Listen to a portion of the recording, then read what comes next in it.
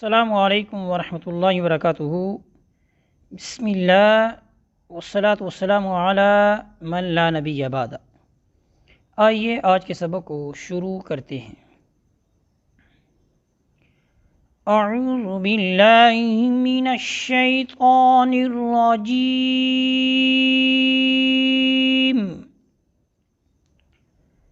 बिस्मिल्लाहिर रहमानिर रहीम।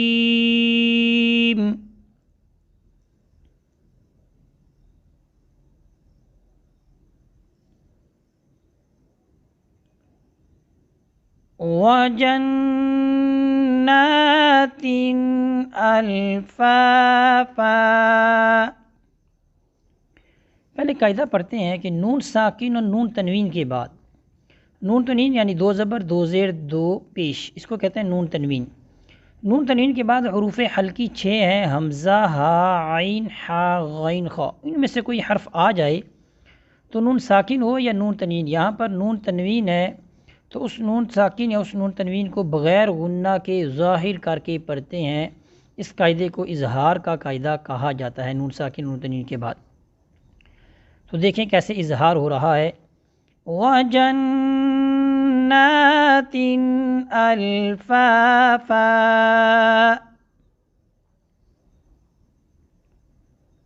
वजन्नातिन अल्फाफा।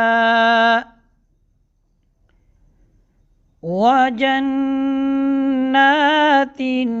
अल्फाफा। इन्ना यौमल फ़स्लि कान मीक़ाता।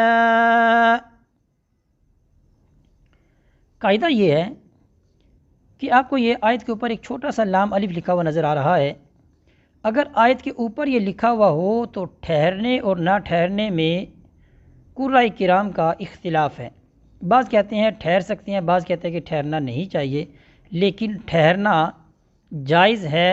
यानी अगर आप रुक जाते हैं तो भी कोई गुनाह नहीं, नहीं रुकते तो भी कोई गुनाह नहीं, लेकिन ठहरना जायज़ है। जब जायज़ है तो फिर आपको पीछे से दोबारा मिलाकर पढ़ने की ज़रूरत नहीं होगी, बल्कि आप आगे से पढ़ सकते हैं। इन्ना यौमल फ़स्लि कान मीक़ाता। इन्ना यौमल फ़स्लि कान मीक़ाता।